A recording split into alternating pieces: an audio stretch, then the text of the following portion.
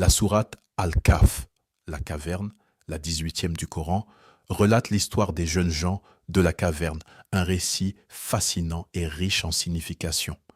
Ce passage, à la fois mystérieux et profond, soulève de nombreuses questions sur les personnages mentionnés, leur identité et le message que cette histoire porte. Penses-tu que les gens de la caverne et d'Ar-Rakim ont constitué une chose extraordinaire d'entre nos prodiges?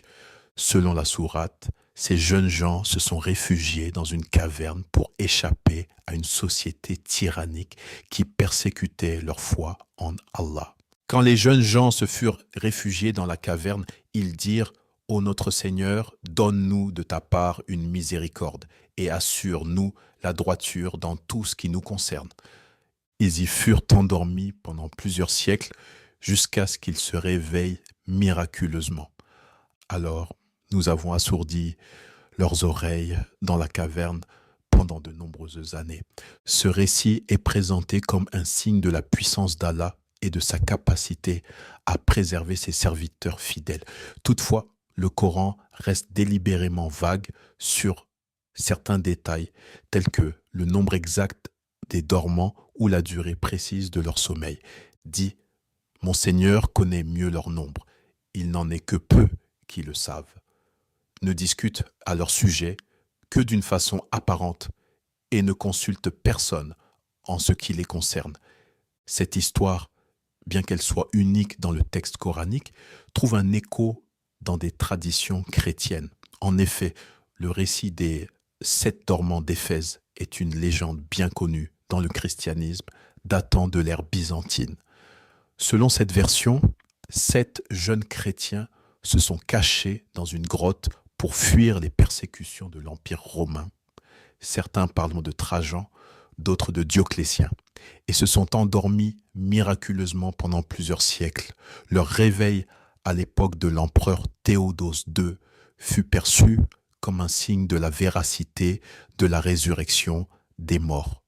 Toutefois, l'histoire des 7 dormants d'Éphèse diffère du récit coranique. Dans le Coran, Allah mentionne l'existence de 2 groupes de personnes et met en évidence un lien avec le calcul du temps, soulignant qu'il leur avait octroyé les moyens de réaliser cette prouesse. Ensuite, nous les avons ressuscités, afin de savoir lequel des 2 groupes saurait le mieux calculer la durée exacte de leur séjour. Cet aspect est fondamental dans le Coran, et il n'y est pas fait mention du calcul du temps dans les légendes chrétiennes. Pour comprendre cette histoire, il est nécessaire de contextualiser et de faire un peu d'histoire. Le christianisme s'est largement diffusé dans l'Empire romain après la mort de Jésus. Bien qu'il ne soit pas devenu une religion d'État, il s'étend rapidement parmi les populations. Sous les règnes de Trajan et de Dioclétien, de grandes persécutions ont eu lieu. Dioclétien au pouvoir en profita également pour changer le calendrier et faire coïncider son règne avec une nouvelle ère, l'année 0. Au début du IVe siècle, en 312, Constantin défait l'empereur Maxence lors de la bataille du pont Milvius et s'assure la maîtrise de l'Occident. Selon une chronique postérieure rapportée par l'évêque et hagiographe Eusèbe de Césarée, un chrisme flamboyant est apparu dans le ciel et, la nuit même, l'empereur aurait vu en songe le Christ qui lui aurait montré un chrisme en lui disant: Par ce signe, tu vaincras. In hoc signo vinces. C'est à la suite de cette apparition que Constantin aurait fait apposer sur l'étendard Labarum et sur le bouclier de ses légionnaires ce symbole formé des 2 premières lettres grecques du nom Christ, chi, chi, et rho, rho. Constantin devint empereur et convertit tout l'empire romain au christianisme. Sauf que les débats théologiques font rage, les évêques sont incapables de trancher sur l'origine humaine ou non de Jésus. C'est suite au concile de Nicée que la naissance de Jésus fut fixée au 25 décembre, la vénération de la croix fut instaurée et la doctrine de la Trinité telle qu'on la connaît aujourd'hui adoptée. Nous croyons en un seul Dieu, Père.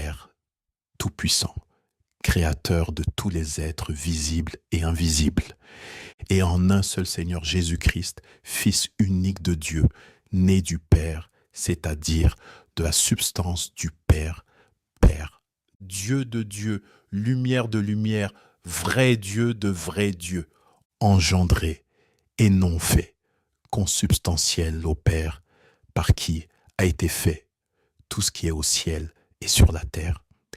C'est dans ce contexte qu'un siècle plus tard, ces jeunes gens furent ressuscités. Leur retour à la vie coïncide avec une période de profonde transformation religieuse dans l'Empire romain, où le christianisme avait évolué d'une foi persécutée à une religion d'État officielle. Imaginez leur étonnement, alors qu'à l'époque où ils se réfugièrent dans la caverne, ils étaient persécutés pour leur foi en un monothéisme pur. Nous avons fortifié leur cœur lorsqu'ils s'étaient levés pour dire « Notre Seigneur est le Seigneur des cieux et de la terre. Jamais nous n'invoquerons de divinité en dehors de lui, sans quoi nous transgresserions dans nos paroles. » Ils découvrent à leur réveil que le christianisme est devenu religion d'État.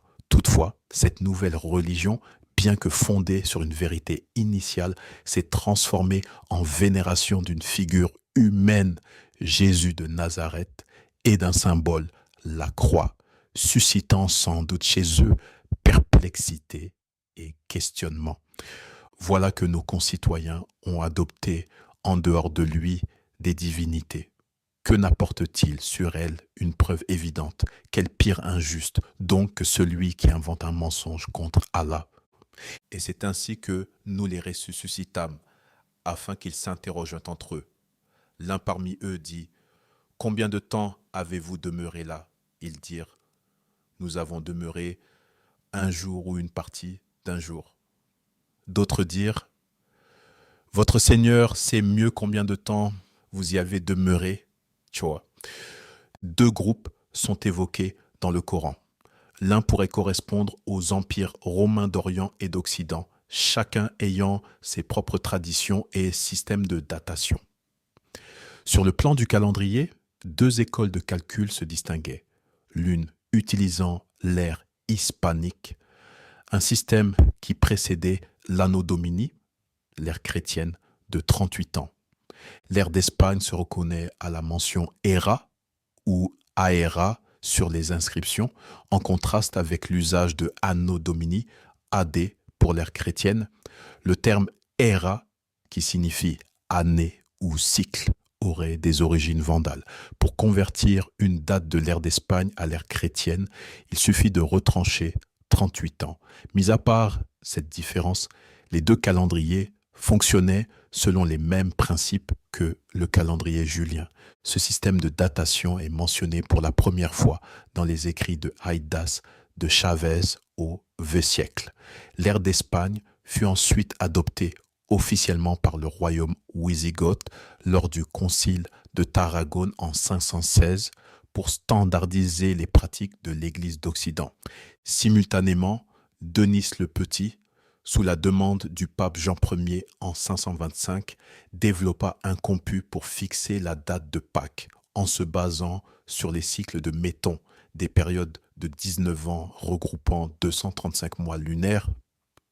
Il établit une méthode qui se référait à un calendrier lunaire perpétuel, répondant ainsi aux exigences fixées par le concile de Nicée.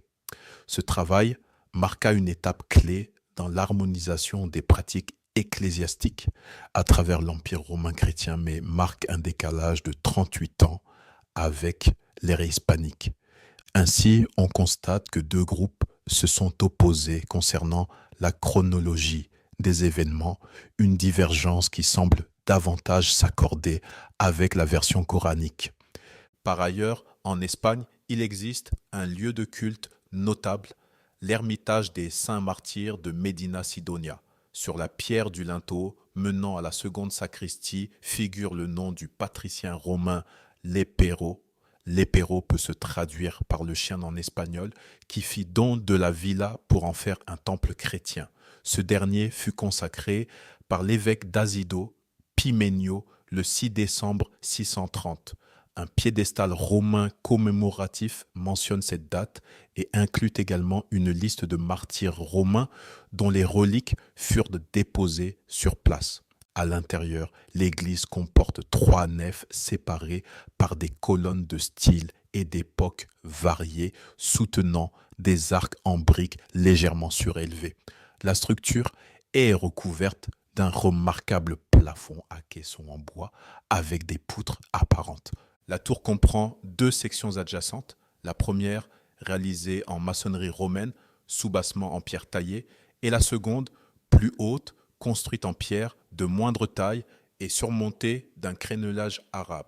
La diversité des colonnes et des chapiteaux proviendrait d'un péristyle romain, tandis que les éléments proprement wisigothiques et le plafond à caissons d'influence mudéjar reflètent des apports ultérieurs. Et c'est ainsi que nous fîmes qu'ils furent découverts afin qu'ils, les gens de la cité, sachent que la promesse d'Allah est vérité et qu'il n'y ait point de doute au sujet de l'heure.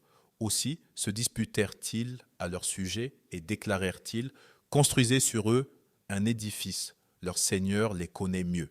Mais ceux qui l'emportèrent dans la discussion dirent: élevons sur eux un sanctuaire. L'aspect miraculeux de l'histoire dans la sourate Al-Kahf réside dans le fait qu'elle constitue une révélation unique et originale, absente des écrits scripturaires connus à l'époque du prophète Muhammad. Cette histoire atteste que ce livre n'est nullement, comme le prétendent ses détracteurs, une fabrication humaine ou l'œuvre du diable, mais qu'il émane du Seigneur de l'univers. Ce Coran n'est nullement à être forgé en dehors d'Allah, mais c'est la confirmation de ce qui existait déjà avant lui et l'exposé détaillé du livre en quoi il n'y a pas de doute venu du Seigneur de l'univers.